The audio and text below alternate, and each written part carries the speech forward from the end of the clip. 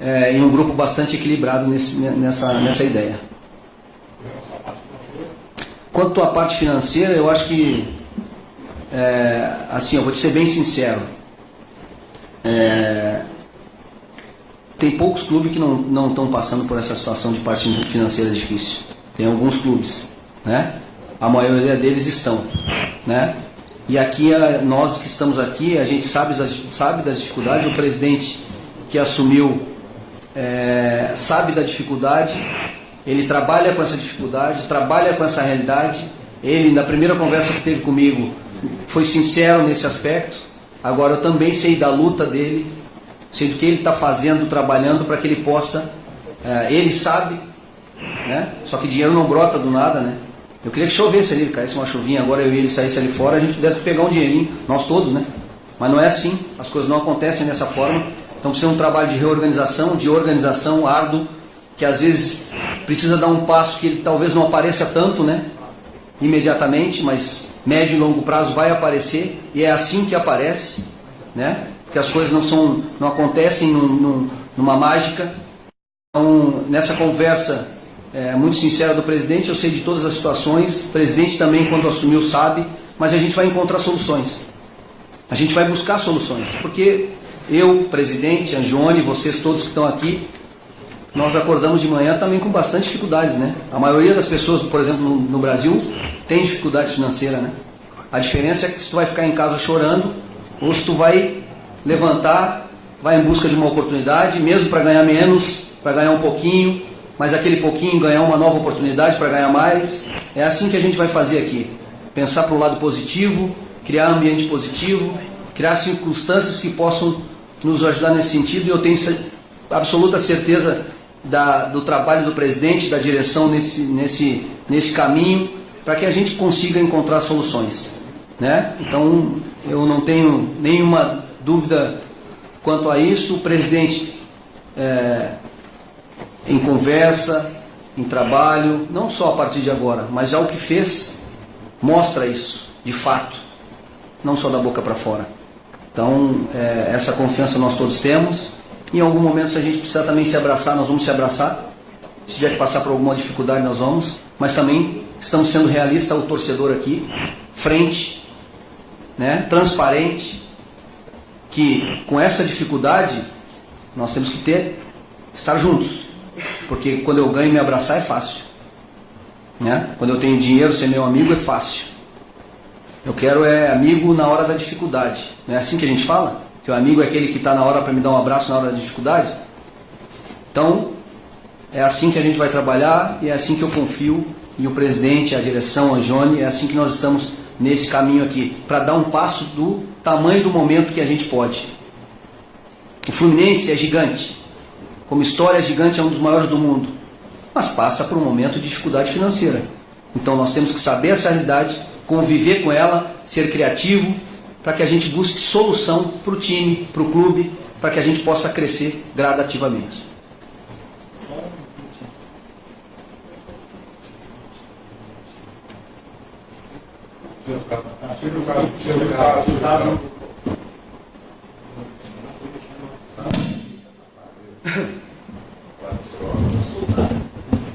Barulho?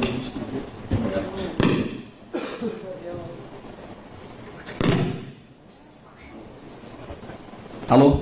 Eu. Alô? Odaí, Sérgio Guimarães, Bem, Sérgio. Rádio Tupi, que bom te ver, cara. Igualmente. Tu tá jovem, Você também. 20 anos passou, tu tá... Me lembro de Me 90. diz o que tu tá comendo, o que tu tá Me bebendo, lembro de nesse caminho aí. Me lembro de 99, Pois é. fazendo o jogo Eu já tô de cabelo branco. contra o Dom Pedro. Mas isso aqui é para os caras me respeitarem, entendeu? Gostei da escolha. Parabéns ao presidente, parabéns ao Paulo. Acho que o perfil se encaixa bem. Seja obrigado. bem-vindo, em nome de toda a imprensa aqui. Muito obrigado. Pela antiguidade, acho que eu posso Exato. me dar esse direito. Odaí, a gente sabe que o Fluminense se caracteriza por formar jogadores. E o Fluminense usa muito a base. Sim. Isso já não é no ano passado, há 2 anos, isso a vida toda. O Fluminense sempre teve esse legado. Queria saber qual é teu projeto, o que o presidente e o Paulo já passaram para ti sobre esse aproveitamento da base e como é que funciona dentro do teu estilo de trabalho essa mescla do jovem que vem da base com os veteranos do time ou aqueles que poderão ainda chegar. Pois não. O Fluminense é uma escola de referência, né, em termos de categoria de base.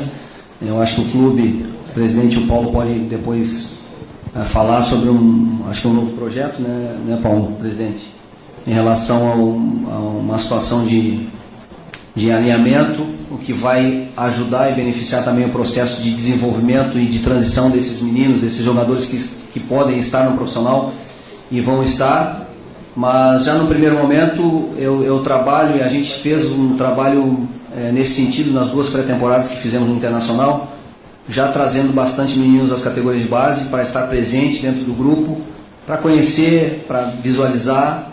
E eu não tenho problema nenhum contra o jogador de base, pelo contrário, para mim depende da idade, a questão é o campo. Se o menino de 16 anos está rendendo, está conseguindo produzir mais dentro das suas oportunidades, certamente ele vai ganhar mais oportunidades para seguir em frente. É assim que eu trabalho e vou seguir da mesma forma e espero contar também, porque a gente comenta quando está fora do Fluminense, pô, como é que apareceu mais um, hein? Então eu torço para que eu consiga também, junto com esse processo todo, para que surjam mais jovens, mais meninos, para que o Fluminense tenha tecnicamente essa resposta dentro do campo, mas também produza financeiramente, porque é importante para esse ciclo do clube.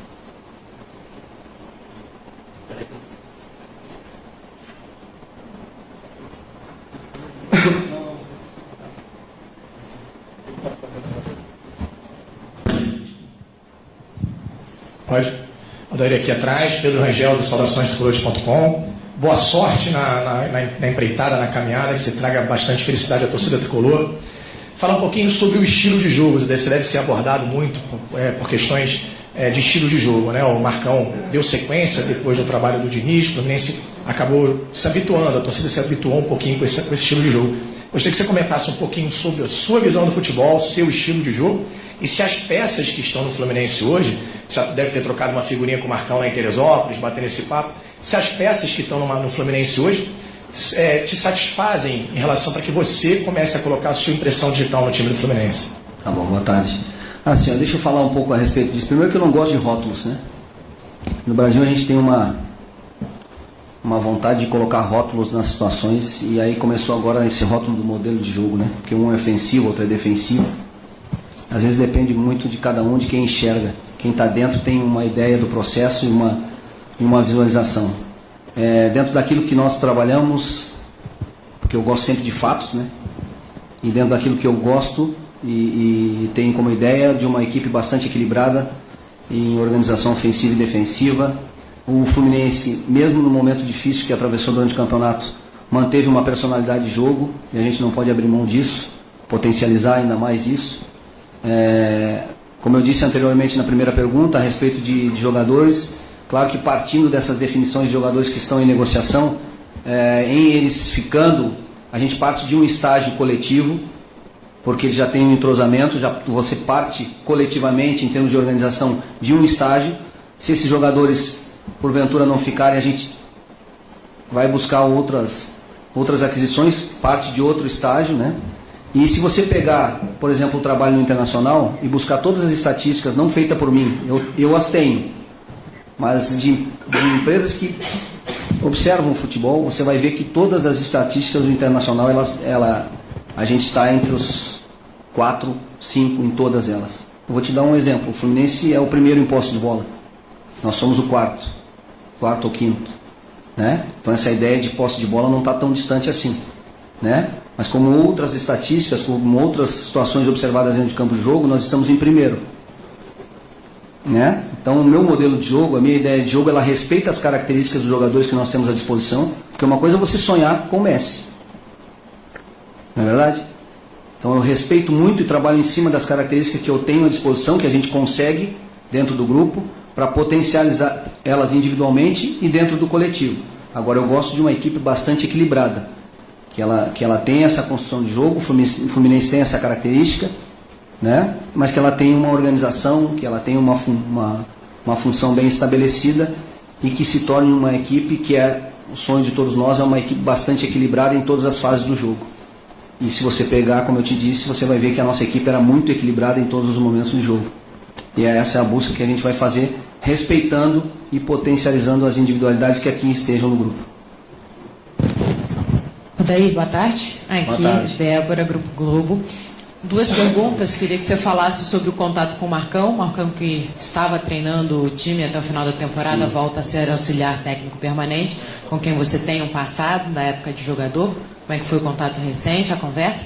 E qual é a sua ambição para essa temporada?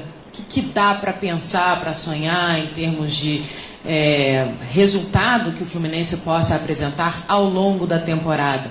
Passou um ano de 2019 lutando contra o rebaixamento no Campeonato Brasileiro. O que dá para aspirar? Qual é a ambição para esse ano? Boa tarde. O Marcão é um amigo, nós tivemos a oportunidade de jogar juntos aqui, em 99, e ele é um ídolo da torcida, fez um bom trabalho nessa parte final do Campeonato Brasileiro e vai estar junto com a gente na comissão técnica, como tem outros membros de comissão técnica aqui com as quais eu já trabalhei, na seleção, no Inter. Eu acho que ainda tem segurança que trabalha aqui desde a época que eu era jogador. Então, conheço muita gente. Chego aqui, não só pelo ambiente de ter jogado, mas também pelas pessoas que estão, já tem uma amizade, um conhecimento, e isso facilita muito. E tenho certeza que não só o Marcão, mas como todos os membros que estão aqui dentro, vamos trabalhar muito para que a gente consiga fazer um ano que represente o nosso torcedor, em todos os sentidos, e o objetivo, você sempre tem que sonhar com o maior, né? Você não pode botar limite já no pensamento, porque ao mesmo tempo que você gasta para pensar para o lado bom e para o lado ruim, é a mesma energia que você gasta. Então o objetivo é sempre, o sonho é sempre o maior. Agora você precisa acordar, né? Porque sonhar você precisa vir para a realidade. Então a nossa realidade é disputar todas as competições e buscar o máximo possível dentro delas. Esse é o nosso trabalho. Não botar limite. Saber da nossa realidade, saber, por exemplo, da situação financeira, por exemplo, que o Fluminense tem como real, né? Saber que outras equipes no futebol brasileiro têm um poder financeiro muito grande em relação ao Fluminense, mas mesmo assim formar um grupo e uma equipe que possa competir com essa diferença. A gente conseguiu isso no Internacional e nós vamos conseguir isso aqui no Fluminense. Odair, tudo bem? Bruno Cortes, Grupo Globo, tudo bem? Tudo bem. Você já está com essa camisa aí com... Não, do Fluminense, né? Não, pensei que era minha, porque Não, eu ia elogiar do eu gastei Fluminense. todo o meu dinheiro no investimento. Eu até queria abrir aqui porque ela... Então pode abrir, tá bonito. Eu pensei que era minha, não, desculpa. Com seu nome, Odair, eu não lembro se em 99 também tinha um nome na camisa naquela época. Eu acho que não. Sabe que deixa eu te confessar um negócio. Meu cunhado me mandou a foto da camisa que eu dei do Fluminense para ele. Ah, é? Então tá lá guardada, e eu vou procurar para ver se eu não tenho uma também. Mas fiquei muito feliz quando ele me mandou essa foto da camisa que eu usei e dei para ele de presente. Ah, legal.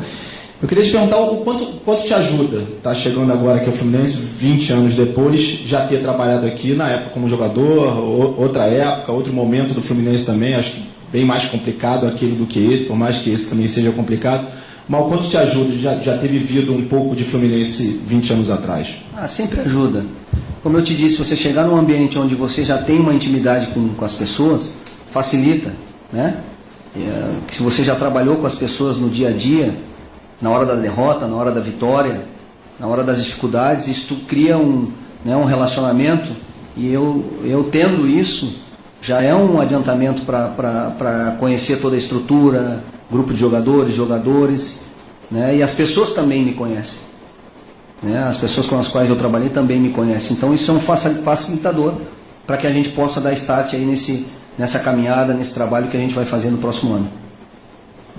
Aqui, Odair, à sua frente. Daniel Kaiser, da Tênis Esportiva. Um dos nomes que tem se falado muito do Fluminense nessa janela é o nome do Fred, né, que é um ídolo do Fluminense.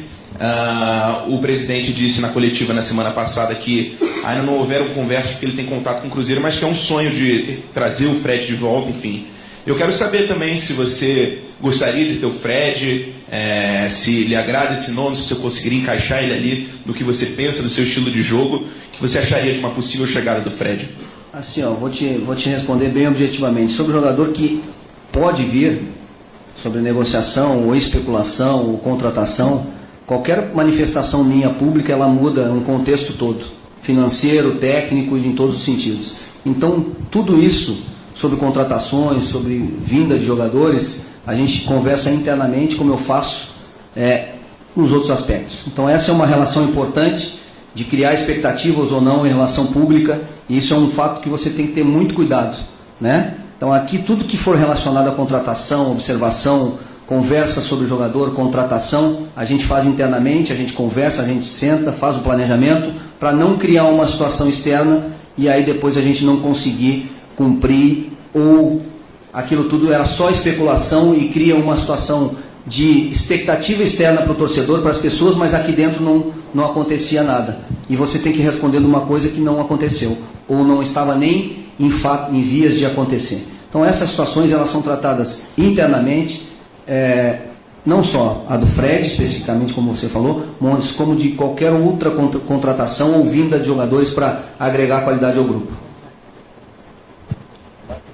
Boa tarde, Odair. Boa tarde. Fernanda Teixeira, do Lance. Você falou que não gosta de rótulos, mas o futebol do Internacional era bem diferente do jogado no Fluminense em 2019. Né? Era um jogo mais de intensidade, transições rápidas. O Fluminense, mais de posse de bola, toques rápidos. Então, o que você observou de fora, já tem algum plano para dentro de campo? O que é possível fazer? Como adaptar com as peças que tem à disposição? Essa é uma visão da qual eu não concordo muito, mas respeito. Se a gente observar a equipe de 2018, eu estou sendo contratado pelo Fluminense.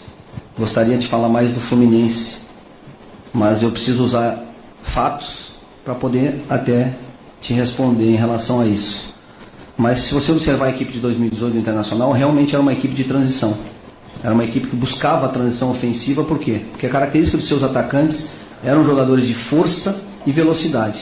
Então a gente criou um modelo, uma ideia que a gente buscava o espaço como estratégia e atacava essa vulnerabilidade do adversário, e fomos terceiro do Campeonato Brasileiro com 69 pontos, fazendo uma campanha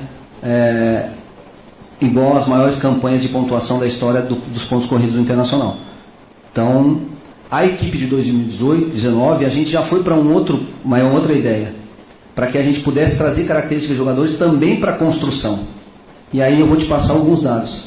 Se você observar os gols do Internacional, 3 gols foram de contra-ataque, de todos que nós fizemos. Os outros todos foram de construção. Então a nossa ideia, o conceito está lá. Às vezes depende de característica, às vezes depende de estratégia, às vezes você tem que combinar com o adversário, né? Então talvez se pegou 1, 2, 3, 4 jogos que o Internacional não conseguiu atacar ou produzir ofensivamente e se colocou dentro de um contexto de 120 jogos. A ideia, o modelo, como eu disse, aqui é o Fluminense, lá foi o Internacional, é um Internacional que tinha um momento, passava por tais situações, não só fora do campo, mas como dentro de campo, estava vindo da 2ª divisão, estava sem confiança técnica, então você tem que reconstruir também dentro de campo toda essa situação, e a gente conseguiu. Então aquele modelo, para aquele momento, para aqueles jogadores, eu tenho certeza que foi o melhor. Agora, se o passo seguinte fosse buscar outras soluções, com certeza a gente iria buscar. E aqui no Fluminense é outra equipe, são outros jogadores, outra característica. Respeitar, como eu te disse, e foi uma das primeiras coisas que falei, olhando o Fluminense jogar, que ele tinha uma personalidade de jogo, mesmo no momento difícil de disputa para não cair, tinha uma personalidade de jogo de troca de passe. Então a gente vai continuar, potencializar, agora colocar. Eu sou um treinador que gosto da equipe bastante equilibrada em todas as fases do jogo. E em algum momento você usa uma estratégia de marcação diferente, um pouco diferente ou não, mas o conceito, a ideia central, você pode ter certeza, visualizando os treinamentos, conversando com os jogadores ou visualizando que a ideia central é essa, ter um time organizado defensivamente, mas que tenha posse, que faça essa construção e que decida qual é o momento dentro do campo de jogo, se vai estrategicamente buscar mais o contra-ataque em velocidade ou se vai trocar esses passes para fazer o gol. Eu acho que o mais importante de tudo, no final das contas, é o gol. E futebol é com e sem bola, né? A gente tem bastante nomenclaturas hoje no atual futebol, mas a essência mesmo é o que o time vai fazer com e sem a bola. Então, sem a bola a gente vai procurar ter uma organização, né, dentro dos nossos conceitos, e com a bola a gente vai pretender jogar dentro da nossa ideia de jogo, dentro do nosso conceito, dentro daquilo que é as características dos jogadores do Fluminense e que foi a personalidade de jogo que apresentou até agora. Boa tarde, Adair. Aqui. Bem-vindo ao Fluminense. Meu nome é Pedro Arthur, do portal Exclusão Tricolor. Você acabou de dizer que para você o mais importante no fim das contas é o gol, e nos 2 últimos anos o Fluminense tem sofrido com problemas crônicos para fazer gol. Em 2018 terminou o campeonato com vários jogos sem marcar. Esse ano deixou de pontuar várias vezes por não conseguir fazer gols, independente, às vezes tem muitas finalizações, com mudanças táticas e mudanças de nome de jogadores, isso prevaleceu. Gostaria de saber, no seu método de trabalho, como você pretende evitar esse problema para 2020, seja no dia a dia, na metodologia de jogo, independente de qual você escolha, no psicológico dos jogadores. Eu gostaria de saber como você pretende mudar isso. Um treino, bastante treino dentro daquilo que a gente tem como ideia, né? Não abrindo mão de criar, porque para você fazer gol você precisa criar. Eu penso assim, quanto mais oportunidades você criar, mais chances de gols. Continuar dentro dessa perspectiva, agora tentar dar esse equilíbrio defensivo para que até os próprios jogadores de frente, os atacantes, os meias, possam ter essa confiança, né? Porque vai estar organizado, vai estar dentro de uma função estabelecida, de uma equipe equilibrada. Essa é a busca, essa é a ideia desde o primeiro treino. Boa tarde, Daí. Felipe Siqueira, do Globoesporte.com. Como você falou, o Fluminense está tentando manter jogadores que tiveram destaque no ano passado. Já conseguiu se aproximar de acerto com alguns e está tendo dificuldade com outros. Você já conseguiu chegar a conversar com algum jogador, com o Alan, com o Caio Henrique, por exemplo, para mostrar seu projeto, para tentar convencê-los a ficar nesse ano no Fluminense? E também sobre metas para 2020, o que vocês conversaram? Tentar títulos de Copa Sul-Americana, Copa do Brasil e buscar uma vaga na Libertadores? Quais metas que vocês traçaram aí já? Eu acho que isso é passo a passo. A gente precisa primeiro definir essas situações, definir grupo, a partir daí visualizar, começar os treinamentos. A gente já começa uma competição, se eu não me engano, 7, 8 dias depois de uma apresentação. A gente apresenta dia 8, né, presidente? Joga dia 19, 2 dias de exames médicos, 7 dias depois você estreia no Campeonato Carioca. Então a gente precisa buscar essa evolução, precisa construir essa evolução. Primeiro jogo, 7 dias, 7 treinamentos, depois de 30 dias de férias, né? E há uma exigência no futebol brasileiro de espetáculo, de técnica. Então você não vai, na primeira semana, jogadores vindo com 30 dias de férias, vai ter que existir uma evolução. E essa evolução vai nos mostrar onde a gente pode ir. A gente não pode botar a meta ou o sonho pequenininho. O sonho tem que ser grande. Agora você tem que construir isso no dia a dia e visualizar isso quando você começar a treinar, a ver a equipe em campo, fazendo o primeiro jogo, evoluindo em todos esses aspectos. Entendeu? Sobre a outra? Jogadores, conversou com algum jogador, Conversei, já aproveito o momento aqui que você me fez essa pergunta para mandar um recado para eles aí, para que eles fiquem com a gente, conversem com o presidente, aceitem a proposta do Fluminense, do presidente, dentro do esforço máximo que o presidente, além talvez daquilo que o Fluminense neste momento possa até, e eu sou testemunha disso, o esforço que o presidente está fazendo para que mantenha, porque foram jogadores importantes, e esses jogadores ficando, como eu disse, a gente parte de um estágio coletivo e de entrosamento. Em esses jogadores não ficando, nós temos que buscar novos jogadores, acertar nessas aquisições dentro de um mercado que você não tem capacidade financeira para ir lá e buscar fazer uma compra de um jogador, uma aquisição de um valor muito alto. Então vai ter que ter criatividade e aí vai ter que buscar esse entrosamento com os outros jogadores. Então eu peço, já aproveito os canais aqui para mandar um recado para eles.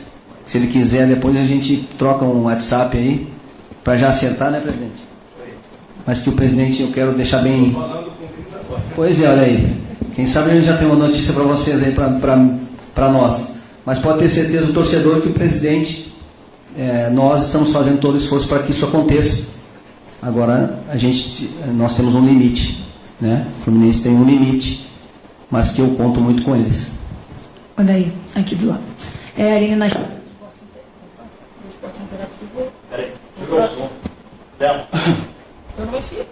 Você apagou aí. Acabou a pilha, alguém cascou a sua palavra. Pode fazer? Eu prefiro acreditar na primeira hipótese. A pilha tem acabado. O que eu faço, Gílio? Pode fazer. Você demonstrou agora certo incômodo assim, com o rótulo dessa coisa de ter um time reativo. A gente de longe via o Inter evoluir, o Inter avançar, até surpreender em 2018, e tinha certa dificuldade de compreender a reação do torcedor ao seu trabalho, até de uma certa implicância com o time indo bem, né? E aí eu queria saber de você está indo para o seu segundo clube, né? Na sua carreira assim, como treinador, apenas no segundo clube. E já tem esse rótulo de time reativo. Como você se enxerga nesse momento como treinador? Você acha que você vive um processo talvez de amadurecimento por ser apenas o seu segundo clube? Por isso que você rejeita rótulo? Talvez você chegue no Fluminense podendo formar uma equipe, dependendo do que acontecer nas renovações ou não, porque você não teve oportunidade, por exemplo, no Internacional. Não, primeiro que eu não rejeito o rótulo. Eu não concordo com o rótulo. Entendeu? E eu tenho muito cuidado para rotular as coisas e as pessoas. Que a gente às vezes dá uma definição da qual ela não é a verdadeira. E quem está vivendo o processo internamente sabe, e quem viveu sabe. Né? Então, e outra, eu respeito as diferenças, as críticas, as observações contrárias, mas eu não concordo com o que as pessoas falavam a respeito do time do Internacional. Né? Não vou transformar 2, 3, 4 jogos numa situação estabelecida de 120 jogos. Mas eu respeito, e eu sempre respeitei as críticas. É o meu segundo trabalho, e eu vou procurar e vou estar melhor no meu 15º, no meu 13º, eu vou buscar isso. No meu segundo eu vou estar melhor que no meu primeiro, no terceiro eu vou buscar ser melhor que o meu segundo. Né? Mas eu tenho convivência, por exemplo, de vestiário, antes de assumir o Internacional, de 6 anos como auxiliar técnico, passando por seleção brasileira e trabalhando com 14 treinadores que eram os 14 treinadores que eram da seleção, passaram no Internacional. Então tudo isso fez com que eu constituísse essa experiência para receber a primeira oportunidade. E você sabe que futebol brasileiro, um treinador ficar 1 ano e 11 meses num clube não é fácil, né? Então, conseguindo isso, o que a gente vem para esse segundo trabalho, com certeza, eu venho para esse segundo trabalho melhor, mais experiente, mas sempre aberto, não engessado, né? Sempre aberto a mudanças, a buscar coisas melhores, a evoluir, crescer. Então é isso que eu venho para o Fluminense. Quanto à situação de ideia, eu não me incomodo, só discordo de alguns pontos de vista. Aqui, Odair. Aqui. Tudo bem, boa tarde. Pedro Torre, ESPN Brasil. Você participou de um processo de reconstrução do Internacional, como você disse, saindo ali da Série B. O quanto você acha que esse seu período lá no Sul, na frente de um gigante, vai te agregar para trabalhar aqui no Fluminense, participar de um processo também de reconstrução, mas com a questão de dificuldades financeiras, como você mesmo disse? Quanto que você acha que esse seu passado vai estar presente agora? Isso é muito importante, todas essas experiências vividas lá. Com certeza eu trago para a minha caminhada como treinador, como profissional, e aqui não vai ser diferente. Aqui também há uma caminhada a ser feita, e todo profissional tem as suas experiências, tem as suas ideias, né? As suas qualidades, os seus defeitos, e a ideia é essa, que a gente possa aqui no Fluminense também construir um bom trabalho, um ótimo trabalho. No Internacional, na minha opinião, o que faltou para coroar o excelente trabalho que nós fizemos em um ano e 11 meses foi o título da Copa do Brasil. Ele não aconteceu na quinta-feira de manhã, não é eu, fosse você também. Eu não posso considerar você, depois da final da Copa do Brasil, perdendo o pior treinador do mundo. Também não poderia considerar ganhando o melhor treinador do mundo. Mas se chegou até esse processo vindo de uma Série B, é porque teve trabalho, é porque teve consistência de trabalho, é porque a gente conseguiu atingir os objetivos, talvez até bem antes do que uma caminhada normal seria para acontecer. E talvez essa mesma expectativa alta gerou essa frustração, gerou essas observações. Então, a ideia aqui é fazer esse trabalho de construção em evolução para que a gente possa conseguir atingir os nossos objetivos. Boa tarde, daí. Caio Blois do UOL, prazer. Gostaria de perguntar para você falou sobre a base, também sobre algumas definições do elenco. Você já observou alguns jogadores, você também tem uma passagem grande pela base, pela seleção olímpica. Você já observou alguns jogadores que você pretende contar já de início? Ou vai esperar o desenrolar, por exemplo, da Copa São Paulo, que começa agora em janeiro, para trazer jogadores do Sub-20 ou até de categorias abaixo do profissional? Primeiro que já tem alguns meninos inseridos no contexto, né? E também tem esse projeto para desenvolver. E, claro, tem a observação da Taça São Paulo, mas eu estava agora num curso na CBF com 150 treinadores e certamente eu conversei com muitos treinadores, não só com o presidente, com o Paulo, a respeito de todos os jogadores da categoria de base. Já conversei com alguns profissionais da base, já conversei com profissionais que trabalharam com esses jogadores da base. Então essa é a evolução, né? Alguns jogadores já vão se apresentar dentro do dia 8 para que comece o trabalho, mas também tem os jogadores vindo da taça, que isso tudo dentro desse contexto a gente vai inserir e aí desse trabalho tentar colocar dentro do time para que eles possam ter uma continuidade, como eu te disse, respeitando, independente da idade, é a produção, é a qualidade de jogo, é o que ele está respondendo dentro do campo para a equipe. Daí, boa tarde. Rafael, do Jornal Globo, aqui no Rio. Bom, queria te perguntar o que você conhece, o que você chega sabendo do futebol do Rio, não exatamente do Fluminense, mas assim, em termos de estrutura, organização do futebol do Rio. A gente tem um Flamengo muito descolado dos outros 3 concorrentes, e também ontem, por exemplo, seu colega agora de trabalho aqui no Rio, o Abel, foi apresentado no Vasco, gerando até uma certa polêmica ao dizer que, olha, estou chegando, mas já sei que os salários vão atrasar. Isso infelizmente faz parte, enfim, deu uma repercutida. Os 3 clubes estão passando por situação muito difícil, o Botafogo querendo se virar clube empresa, enfim. Vindo do Sul, o que você sabe do futebol do Rio que você vai encontrar? Vai ter um campeonato carioca agora, muito falado pelas suas incoerências, enfim, de regulamento, Diz um pouco o que você sabe. Você está me assustando já. Não, assim, como eu respondi na pergunta anterior, eu venho para o Fluminense muito feliz, muito orgulhoso. Eu acho que nós aqui do clube, a gente tem que ser transparente, como estamos todos sendo, o presidente, eu que tenho a possibilidade de estar a todo momento conversando com vocês e conversando com o torcedor. Agora a gente não precisa vir aqui, né, e a gente jamais vai fazer, ficar falando sobre os problemas, ficar contando sobre as situações. Como eu disse, nós vamos enfrentá-las, buscar soluções para que a gente possa, juntos, e aí, como eu falo juntos, porque eu vivi esse momento aqui no Fluminense, um momento extremamente difícil da história do clube. E sabe como é que a gente conseguiu? A gente não ficou falando nem para fora, nem para dentro, porque isso, chorando, contando história. Não, aqui a gente está sendo muito honesto e transparente com o torcedor, mas a gente vai aqui dentro trabalhar para a gente evoluir, crescer como o presidente está fazendo desde quando assumiu. Melhorar a situação de estrutura, gradativamente dentro das condições, melhorar a situação financeira, né? É isso que a gente vai fazer. Quando eu cheguei aqui no Fluminense em 99, também era a Série C. Financeiramente, todas as situações eram muito difíceis. E naquele momento o que sentou, o que as pessoas que estavam aqui fizeram foi o seguinte: elas não mentiram uma para as outras, nem a direção para a comissão, nem a direção para jogadores. Elas foram lá e disseram, por exemplo, cara, eu posso te pagar 2. Eu poderia te oferecer 5, mas eu posso te pagar 2, e 2 eu te pago.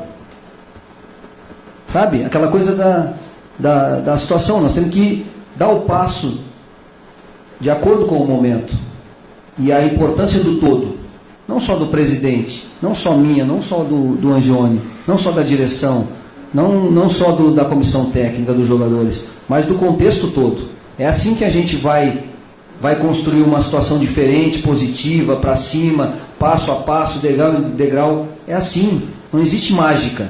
Não tem uma varinha mágica, não tem uma pessoa que vai vir aqui e vai fazer e vai mudar tudo de uma hora para outra. São crescimentos. Eu costumo fazer uma comparação seguinte: não se começa uma casa pelo telhado. Você começa uma casa forte lá pelo alicerce. Vai montando uma janela, vai montando a parede. Mas muita gente vai chegar aqui, muitas pessoas vão chegar aqui que não estão dentro do processo, vão dizer, pô, mas só uma parede? Sim, mas para que eu possa botar o telhado, eu preciso fazer a parede. Para que eu possa botar a parede, eu preciso ter uma sustentação. Senão não vai. Senão a coisa fica oca, não tem consistência. E eu vim para cá com esse propósito. Porque as pessoas que estão aqui estão com esse propósito. Entendeu? Então é dessa forma. E nós contamos com o torcedor. E o torcedor do Fluminense, como eu já vivi, naquele momento lotava o Maracanã para jogar contra o Dom Pedro. Até por sinal fui eu que fiz o gol. Entendeu? Foi um dos poucos gols que eu fiz na carreira, que o Roger brinca comigo que eu não fazia gol. Eu disse para ele que eu só faço gol importante. Entendeu? Então, lotava o Maracanã naquele momento, a torcida sempre vai ajudar. E a torcida e o torcedor, que é o apaixonado, ele precisa identificar em mim, precisa identificar na direção do presidente, nos jogadores que estão aqui, que a gente está aqui, a fim de estar aqui, de fazer um trabalho, de representar eles dentro do campo. Que nós vamos perder, mas vamos perder, sabe, que o torcedor enxergue até mesmo na derrota uma equipe que está o representando, lutando, tentando buscar a vitória. Porque mesmo o time campeão brasileiro perde 10 vezes, 8. Flamengo agora que nesse ano perdeu menos, mas se você pegar a média dos times campeões brasileiros, é de 8 a 10 derrotas no campeonato de 38 rodadas. Então, para você ganhar, você também perde. Então, esse conjunto e essa força e essa unidade é que nós temos que ter. É que o clube, com essa grandeza, precisa ter, aí vai subir de degrau em degrau, e aí vai ser consistente, entendeu? Porque, como eu disse lá no início, o Fluminense é gigante. Está passando por um momento de situação financeira que prejudica, que cria mais dificuldades. Mas eu tenho certeza e a convicção que a gente vai encontrar boas soluções para subir de degrau em degrau. Odair, queria que você falasse um pouco, meu nome é Joel Silva, do Diário Lance, queria que você falasse um pouco sobre o seu trabalho fora de campo, extracampo. Me lembro que quando você foi demitido do Internacional, os jogadores tiveram uma reunião com a diretoria para tentar convencer do contrário, até que conversaram com você também, pelo menos foi o que foi noticiado na época. E aqui no Fluminense a gente viu uma coisa parecida com isso, na época da demissão do Fernando Diniz, e todos os jogadores disseram que é porque era um treinador que olhava muito o lado humano, o aspecto humano, de crescimento pessoal para se tornar um grande jogador. Queria que você falasse sobre justamente isso, como é que é o seu trato com os jogadores, é o estilo paizão, é o estilo coronel, é o estilo professor, como é que você se diria do seu estilo junto ao seu elenco? Primeiro, mais um rótulo, né? O paizão, o boleirão, o estudioso, o ofensivo, o defensivo, como a gente gosta aqui no Brasil, né? De buscar essas situações. Eu estou só fazendo uma observação. E o meu estilo é o seguinte: eu sou um cara que, por chamar as pessoas de papito, e esse apelido ficou, porque eu observei, visualizei uma vez um filme, o cara, todo mundo tinha casa, tinha dinheiro, tinha tudo, era uma tristeza danada, um aborrecido. Chegava do lado, tu pegava até uma doença, porque a pessoa tinha uma depressão, tinha tudo. O mais feliz era o que não tinha nada. Eu que chegava todo dia de manhã, bom papito, bom dia, boa tarde, boa noite. E eu, por consequência disso, comecei a chamar as pessoas de papito, lá no meu dia a dia no clube. Aí me fizeram uma pergunta: tá, mas no profissional agora que você vai assumir o Inter, e se os jogadores te chamar de papito? Pô, se a minha relação de sim ou não for melhor ou pior por causa do meu apelido papito, ou por circunstância dessa, cara, ambiente de trabalho é o que eu mais prezo. Que eu mais prezo. O cara tem que vir com prazer treinar aqui e trabalhar. E eu, como treinador, eu preciso construir esse ambiente. Para que ele venha aqui, cara, eu vou lá para o treino feliz, vou lá trabalhar porque eu estou feliz. E foi isso que nós conseguimos no Internacional durante 1 ano e 11 meses. 1 ano e 11 meses. E é isso que eu estou pensando, trabalhando, planejando, para que eu consiga também aqui no grupo do Fluminense. Para que esses jogadores venham todos os dias com prazer, independente se ele é titular no momento, porque futebol é momento, né? Mas que ele se sinta importante dentro desse todo. Eu costumo ter uma frase que eu digo para eles e vou falar para eles também, que é: mais vale um pedacinho da vitória do que o todo de uma derrota, né? Então que todos, não só os jogadores, e aí depende muito também do treinador, da comissão técnica, criar esse ambiente de fino trato, agora, aí, tá, mas você não vai dizer não, você não diz não, não tem cobrança? Pô, é a relação de pai e filho. O meu filho eu amo, meus filhos eu amo eles, mas eu digo não para eles. Meus filhos, quando eu tenho possibilidade de dar uma bronca neles, eu dou bronca neles, eu chamo eles, aqui não é o caminho, não é assim, as coisas não são desse jeito. Mas eu não deixo de amar, não deixo de gostar. E a verdade é o caminho mais curto do êxito. Não tenha dúvida disso. Então, mesmo que eu tenha que falar com algum jogador para não dar uma notícia boa, ou para conversar sobre alguma cobrança, ou para estabelecer alguma situação, eu preciso e tenho que falar a verdade. Porque com verdade pode ser pior no momento, mas tenho certeza que a médio e longo prazo a relação se estabelece de maior confiança. E é assim que eu trabalho. Eu sou assim como pessoa. Eu não sou uma pessoa aqui na tua frente e sou uma outra pessoa ali no bastidor. É que talvez tu não vai ter a oportunidade de me conhecer aqui. Mas não existe aquele lá é bom treinador, mas é mau caráter. Não, ele é mau caráter. Simples. Esse cara não, porque ele não sei o quê, mas ali atrás ele é um... Não, ele é aquilo ali atrás. Ali é a essência dele. Aqui na frente, não. Então eu procuro ser o mesmo sempre. Na hora da derrota e da vitória, ao contrário. Na hora da derrota que eu quero estar mais junto. Na hora da derrota que eu quero dar mais força. Que eu quero trazer ele para a vitória. Foi assim que eu trabalhei, esse é o meu método. Eu acredito nisso, consegui resultados assim, e é assim que vou trabalhar. A penúltima aqui, ó. Odair, boa tarde. Seja bem-vindo ao Fluminense novamente. Que o ano de 2020 seja de vitórias e títulos. Mas a pergunta é para o presidente Mário. Os pagamentos dos jogadores já estão quitados? Existe alguma pendência em relação à imagem? Como é que está sendo essa situação? Boa tarde a todos. Boa tarde, Luiz.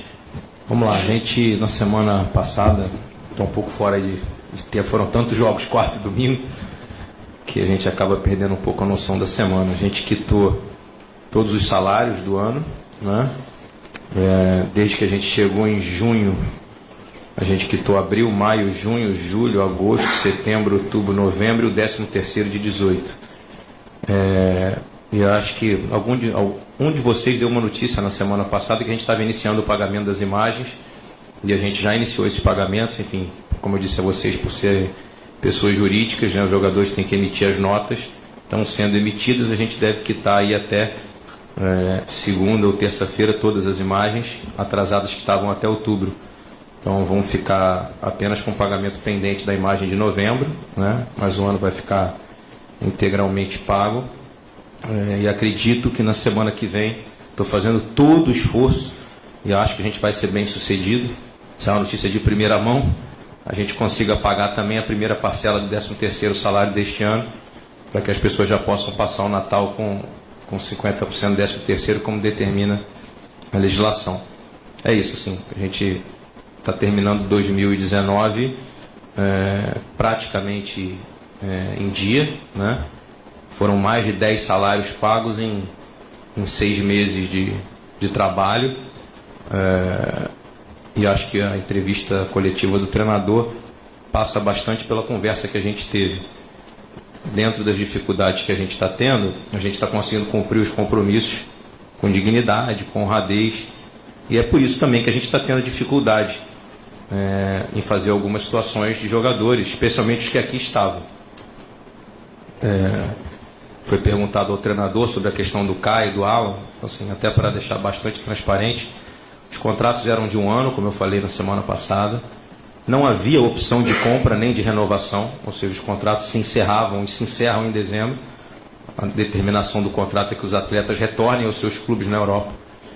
Eu enviei, diria para você que talvez já uns 8 ou 9 comunicados a ambos os clubes, dizendo que eu sigo com interesse os jogadores. As propostas salariais já foram feitas aos jogadores. Eu posso dizer que ambos aceitaram as propostas salariais, gostaram do que a gente falou. Só que eu dependo especificamente do Atlético de Madrid e do Liverpool.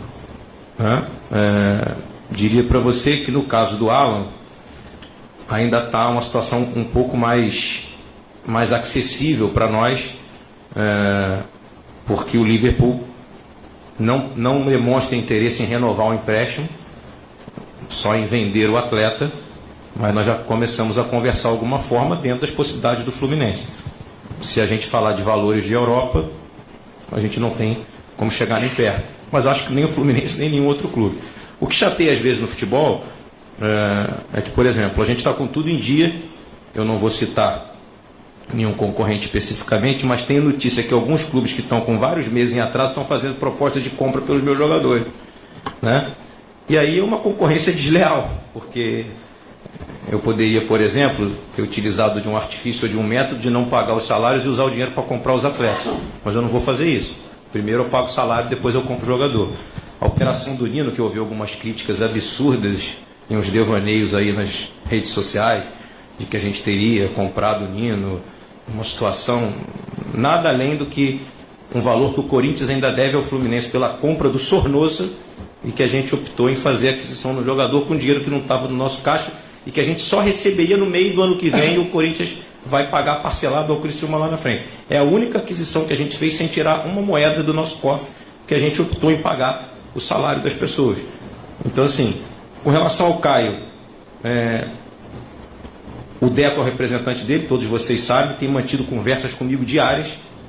Quando eu falei para vocês aqui, é verdade, eu estava conversando com o Caio Henrique no WhatsApp, ele dizendo: presidente, cheguei ao Brasil, continuo na luta para permanecer aí, só que ele também tem vínculo com o Atlético de Madrid, e até o momento o que nos foi informado é que o Atlético de Madrid recebeu uma proposta de Europa pelo jogador, posso dizer o valor a vocês, 12 milhões de euros, e eu não tenho como concorrer em hipótese alguma. Se houver alguma possibilidade de uma proposta nível Brasil, como por exemplo a gente comprar parte do jogador e a outra parte ficar lá, o jogador performar aqui, ou se eles quiserem, porque na primeira conversa era uma renovação do empréstimo com um valor até alto para o Fluminense, mas em razão da capacidade do jogador e da vontade que nós temos de tê-lo aqui, do carinho que nós temos por ele, eu disse a ele que eu ia me esforçar ao máximo para tentar pagar esse empréstimo para que ele ficasse aqui mais um ano. Essas são as nossas situações. O Gilberto está, diria para você, 95%, só falta trocar documento. A gente conseguiu fazer, não vou citar valores, mas eu diria para vocês que a gente tinha uma opção de compra num valor altíssimo. Conseguimos adquirir 50% do jogador por bem menos do que 10% da opção de compra, então foi um valor bem pequeno. Né? Estamos ainda negociando tempo de contrato, talvez fique entre 2 ou 2 anos e meio, não vai exceder a isso. O Nino já ficou. O Digão, nós temos uma proposta para ele, para que ele venha para o Fluminense em definitivo, mas isso que saiu essa semana na imprensa aí não faz parte dos nossos planos. Ele está negociando a possibilidade de vir para cá em definitivo, o Cruzeiro também ficar com um pedaço. A mesma situação do Yuri, está vindo gratuitamente, o Fluminense não tinha nada dele, está adquirindo ainda em negociações entre 40% e 50% do jogador sem botar R$1. O jogador viria para cá em definitivo, o Santos e o Audax ficariam com um pedaço do atleta que é deles. O Evanilson a gente está caminhando bem, mas também naquela situação que vocês sabem que eu falei na semana passada, o jogador hoje no Fluminense não tem mais nada a fazer a não ser ouvir a proposta do jogador e do seu representante, porque o contrato dele se encerra em fevereiro e ele não quis fazer a renovação antes de o contrato acabar e de acabar o ano. E é isso, assim, os outros jogadores já têm vínculo aqui, são jogadores que a gente está lutando incessantemente para manter, mas assim, sem fazer escolhas que prejudiquem outras pessoas, como, por exemplo, optar por não pagar salário para fazer aquisição de jogador. Aí, vou usar as palavras do Odair, né? A gente está construindo a casa pelo telhado. E acho que um dos nossos propósitos aqui é reconstruir a instituição sem deixar de ter competitividade, sem deixar de ter um bom time. Eu estou garantindo a você que nós vamos ter um excelente time. Nós estamos trabalhando, o Paulo está fazendo um trabalho, ficou com o Odair ontem até tarde, no planejamento, ele, o Odair e o Ricardo, que é o nosso chefe scout, que esse ano, né, o Paulo, já falei isso na semana passada, agora falo na presença dele, achou jogadores como o Alan e como o Caio Henrique, como o Yuri, como o Nunes, como o Nino, sem um centavo. É isso que nós estamos fazendo de novo, o trabalho que o Paulo está desenvolvendo é esse. E eu tenho certeza que vamos ter um time competitivo, não tenho a menor dúvida. Mas dentro da nossa realidade, e acho que a gente vai fazer um grande ano de 2020. E vou continuar. O que eu disse aos dois jogadores, e o Odair, sem combinar nada, falou aqui para eles publicamente, é que nós vamos lutar até a morte para ficar com eles. Mas dentro das possibilidades que a gente tem. É isso. E essa vai ser a característica do nosso time. Boa tarde, Odair. Boa tarde, com todas as dificuldades, mas nós vamos lutar até a morte para a gente conseguir a vitória e conseguir os objetivos. Pode ter certeza. Boa tarde, Odair. Boa tarde, Mário. Davi aqui dos canais. Só um minutinho, Davi.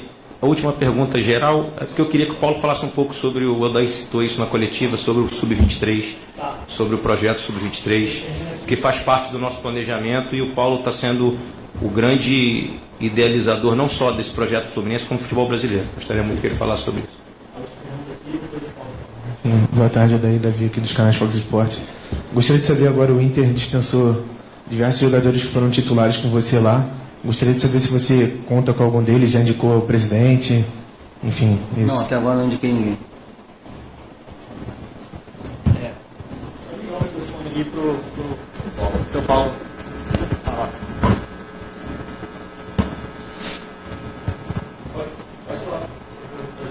Boa tarde. Na realidade, a finalidade de falar alguma coisa sobre a equipe que eu prefiro chamar de aspirante, né? Na realidade de olhar um pouco para o futebol futuro. Eu acho que um dos grandes problemas do futebol brasileiro é exatamente a transição do futebol brasileiro, que está muito ruim há muitos anos. A maior resposta que eu posso dar para isso, que eu estou afirmando, é exatamente a quantidade de jogadores de fora do Brasil que hoje estão dentro do mercado brasileiro. Esses jogadores só chegam ao Brasil porque há uma escassez de jogador no futebol brasileiro em virtude da maturação muito precoce que está se fazendo dos jogadores de base. Está se maturando o jogador com 18 anos de idade. Quando o jogador chega com 19, 20 anos, eu vou dar um exemplo aqui do Fluminense. O Fluminense, ano que vem, vai trabalhar com o jogador do ano 2001. Nós temos 13 jogadores nascidos em 99 e 2000, que teoricamente não teriam nenhum espaço na equipe profissional. E ficariam à mercê de um mercado que não daria nenhuma condição para eles poderem crescer, ou seja, continuar desenvolvendo aquilo que o Fluminense sempre acreditou, que o que tem menos tempo, provavelmente, desses 99, 2000 no clube, tem aproximadamente 3 anos. Então a grande quantidade está dentro do clube há mais de 5 anos, e chega nesse período de idade, 19, 20 anos, eles ficam sem nenhum espaço. Isso geralmente em todos os clubes no Brasil. Tem alguns clubes que já estão há algum tempo fazendo esse trabalho. Um deles é o próprio Internacional, que já veio fazendo esse trabalho há muito tempo. O Bahia já veio fazendo esse trabalho há muito tempo, que eu lá estive em 2011 e criamos esse modelo lá no Bahia. E por acaso a grande maioria dos clubes não fazem isso. E o mercado hoje tem uma escassez absurda. Você procura um lateral esquerdo e de repente você olha o mercado, você tem que buscar no Equador. Aí você olha um atacante, você tem que buscar no Uruguai, porque aqui não tem jogador. Não tem exatamente por isso, porque estão maturando muito cedo. Então a gente entendeu isso, o Mário entendeu isso, e nós estamos tentando, junto aos nossos colegas de trabalho de outros clubes, fomentar isso. Estivemos já algumas vezes com o Manuel Flores na CBF, é uma competição que ele gosta. E o que a gente está buscando é exatamente isso, estender um pouco o calendário para que haja uma condição de competição sempre. E o ideal para mim, assim, aí eu vou colocar uma outra conclusão que eu tenho do futebol. A primeira vez que eu estive com o Odair, eu comentei com ele sobre isso. Eu gostaria muito que ele trabalhasse só com 22 jogadores. E não com 30, 32, 28, porque eu acho, por mais que ele seja um craque na relação humana, por mais que ele seja um cara vencedor nessa convivência, e o faz muito bem, porque ele conseguiu, talvez tenha sido ele o único que tenha conseguido criar uma fidelização boa com os jogadores do Inter, né? Ele talvez tenha sido o único que tenha conseguido, na história de 5 anos, 6, 7 anos para cá, talvez tenha sido ele o único que tenha conseguido isso, então ele é um craque. Mas é muito difícil, porque hoje antigamente se relacionava a 16, haviam jogadores descontentes. Você hoje relaciona 23 em alguns momentos e 22 a maioria dos jogos. O que fica fora é só problema. É só problema. Então o que a gente está querendo e eu vou buscar informações na Europa, tem clube europeu de ponta que trabalha com 19 jogadores só, da equipe profissional, e aproveita a equipe B, lógico. E quando eu conversei com ele, o primeiro contato que eu tive com ele, eu falei exatamente sobre isso, que é o que eu penso. Fica melhor para você administrar, você melhora o rendimento de expectativa do jogador que você cria na base, dando a ele competição e trabalhando concomitantemente com a equipe profissional sob a orientação do treinador, que no caso aqui é o Odair. Quer dizer, a pessoa que vai trabalhar nesse grupo vai trabalhar sob a orientação dele, trabalhando concomitantemente. E teve um problema aqui, ele chama o jogador imediatamente que está do outro lado, e ninguém está descontente, porque está todo mundo se divertindo, porque a diversão deles é jogar. Então essa é a ideia, a gente está lutando, a CBF está nos ajudando, as equipes grandes do futebol brasileiro já entenderam isso de forma muito legal, e eu acredito que a gente consiga realizar. E assim o Odair vai ter um pouco mais de facilidade de trabalhar com jovens, porque ele gosta de trabalhar com jovens, que também é uma das grandes formações dele. Ele começou na base, trabalhando na base durante muito tempo, e ele gosta de trabalhar com jovens, já deu essa demonstração para nós, e nós vamos lá implementando isso. Hoje nós temos 12 jogadores dessa idade de 19, 20 anos, que estarão aqui nesse grupo, e 3 outros jogadores, que são jogadores que já ultrapassaram etapas, vão estar também nesse grupo. Então a gente já tem 15 jogadores nesse grupo, e provavelmente vamos incrementar outros, que pela visão do nosso chefe de scout, o Ricardo, ele já está monitorando o futebol brasileiro para pegar outros jovens para incrementar nesse grupo, e a gente fazer um grupo de 25 jogadores. É essa a ideia, e espero que a gente consiga ter sucesso na prática.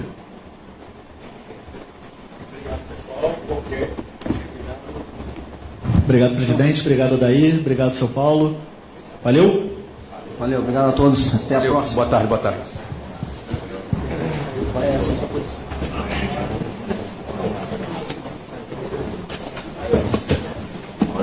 Quem ficou sem material?